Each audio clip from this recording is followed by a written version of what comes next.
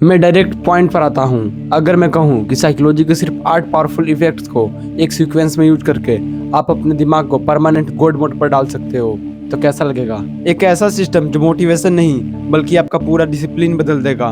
पर एक कंडीशन है, ये 8 इफेक्ट एक चैन की तरह है। अगर एक भी मिस हुआ तो सिस्टम काम नहीं करेगा। और इसका लास्ट इफेक्ट सबसे डेंजरस और सबसे इम्पोर्टेंट है, जो डिसाइड करेगा कि दुनिया आपको याद करेगी या हमेशा के लिए भूल जाएगी। तो इफेक्ट नंबर 1 है बटरफ्लाई इफेक्ट। एक छोटा सा सवाल पूछता हूँ, तुमने कितनी बार बोला है कल से पढ़ूंगा, कल से जिम जाऊंगा, कल से ये करूंगा, कल से वो करूंगा, कल से फोन चलाना बिल्कुल बंद कर दूंगा? सच ये है कि ये कल से वाले वर्ड ने सबकी लाइफ रोक रखी है। बटरफ्लाई इफेक्ट कहता है कि प्रेजेंट में किया गया एक छोटा सा चेंज भी फ्यूचर में बहुत बड़ा इम्पैक्ट क्रिएट कर सकता है। जैसे एक छोटा सा बीज एक दिन बहुत बड़ा पेड़ बन जाता है। सोचो, एक बंदा है जो डेली 15 मिनट पढ़ता है और दूसरा बंदा है जो 3 महीने से प्लान ही बना रहा है। अब 1 साल बाद पहला बंदा बहुत आगे निकल चुका होता है, सिर्फ इसलिए क्योंकि उसने स्टार्ट किया, उसने वेट नहीं किया। कंपाउंड इफेक्ट हमेशा स्लो दिखता है, लेकिन जब रिजल्ट आता है तो लोग बोलते हैं ये इतना सक्सेसफुल इतना जल्दी कैसे हो गया। उन्हें बस रिजल्ट दिखता है, रोज के छोटे डिसीजंस नहीं। याद रखना, बड़े रिजल्ट्स कभी बड़े एक्शन से नहीं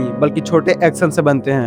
अब इफेक्ट नंबर 2 पर आते हैं, डर्निंग क्रूगर इफेक्ट। अब मान लो आपने हैबिट बना ली, अब यहीं से एक ट्रैप शुरू होता है। जैसे हम किसी टॉपिक को सीखते हैं, हमारा कॉन्फिडेंस आसमान छूने लगता है और हमें लगता है कि अब तो हमें सब आता है। साइकोलॉजी इस इल्यूजन को डर्निंग क्रूगर इफेक्ट कहती है। इस ग्राफ का सबसे डेंजरस पॉइंट होता है पीक ऑफ माउंट स्टूपिड। यहाँ इंसान को सबसे कम नॉलेज होता है लेकिन कॉन्फिडेंस बहुत ज्यादा, और इसी वजह से बिगनर्स एडवाइस देते हैं और एक्सपर्ट्स ज्यादा क्वेश्चन पूछते हैं। अगर आप सच में ग्रो करना चाहते हो तो अपने ईगो को कंट्रोल करना सीखो। हर दिन खुद से बोलो मुझे भी बहुत कुछ सीखना है। जिस दिन इंसान सीखना बंद कर देता है उसी दिन उसकी ग्रोथ होनी बंद हो जाती है। अब आते हैं इफेक्ट नंबर 3 पर, फ्रेमिंग इफेक्ट। एक छोटा सा सीन इमेजिन करो, 2 स्टूडेंट हैं, दोनों फेल हो गए। एक घर जाके रोता है और बोलता है मैं लूजर हूँ, और दूसरा कॉपी उठाता है और अपनी मिस्टेक पता करता है और बोलता है चलो मेरी वीकनेस का पता चल गया। सिचुएशन सेम है पर रिजल्ट अलग है। ये है फ्रेमिंग इफेक्ट। सेम सिचुएशन 2 लोगों के लिए कम्प्लीटली डिफरेंट रिजल्ट क्रिएट कर सकती है। इसलिए बिजनेस लॉस, ब्रेकअप, रिजेक्शन ये सब लाइफ के एंड नहीं होते, ये सब लाइफ के फीडबैक होते हैं। जब आप अपनी प्रॉब्लम को पनिशमेंट की जगह ट्रेनिंग समझना शुरू कर देते हो, तब आपका ब्रेन विक्टिम मोड से सोल्यूशन मोड में शिफ्ट हो जाता है। अब इफेक्ट नंबर 4 पर आते हैं, पिग्मेलियन इफेक्ट। आप खुद को कैसे देखते हो? ये सवाल सिंपल लगता है लेकिन इसी में पूरा गेम छुपा हुआ है। पिग्मेलियन इफेक्ट कहता है एक्सपेक्टेशन परफॉर्मेंस को शेप करती है। अगर आप रोज बोलते हो मैं तो लेजी हूँ तो दिमाग वही प्रूफ करेगा। अगर आप बोलते हो कि मैं तो डिसिप्लिन्ड बंदा हूँ तो दिमाग उसी आइडेंटिटी के अकॉर्डिंग एक्शन ढूंढना शुरू कर देगा। आइडेंटिटी हमेशा हैबिट से पहले आती है, और सक्सेसफुल लोग सक्सेसफुल इसलिए नहीं होते क्योंकि उसके पास डिसिप्लिन होता है, बल्कि उनके पास डिसिप्लिन होता है क्योंकि पहले वो खुद को डिसिप्लिन बंदा मान चुके होते हैं। आइडेंटिटी बदलो, एक्शन ऑटोमेटिक चेंज हो जाएगा। अब इफेक्ट नंबर 5 पर आते हैं, जाइगार्निक इफेक्ट। अब सबसे कॉमन प्रॉब्लम, काम शुरू ही नहीं होता, और इसका रीजन लेजीनेस नहीं है बल्कि दिमाग को बड़ा टास्क दिखाकर ओवरलोडेड फील करा देना है। साइकोलॉजी कहती है कि हमारा ब्रेन इनकम्प्लीट टास्क को कंप्लीट टास्क से ज्यादा याद रखता है। इसका मतलब अगर आप सिर्फ 5 मिनट के लिए काम शुरू कर देते हो तो ब्रेन उस टास्क को इनकम्प्लीट मानकर उसकी तरफ अटेंशन भेजने लगता है। इसी वजह से राइटर्स पहला पैराग्राफ लिख देते हैं, जिम जाने वाले सिर्फ शूज पहन लेते हैं, स्टूडेंट सिर्फ एक पेज खोल लेते हैं। एक्शन मोटिवेशन को क्रिएट करता है, मोटिवेशन एक्शन को क्रिएट नहीं करता। इसलिए जब अगली बार प्रोक्रास्टिनेशन आए तो सिर्फ 5 मिनट का रूल याद रखो, बस 5 मिनट शुरू करो, बाकी ब्रेन आगे का संभाल लेगा। अब इफेक्ट नंबर 6 पर आते हैं, कन्फर्मेशन इफेक्ट। 2 दोस्त हैं, एक बोलता है बिजनेस करना बहुत ही रिस्की है, देखो कितने लोग डूब गए।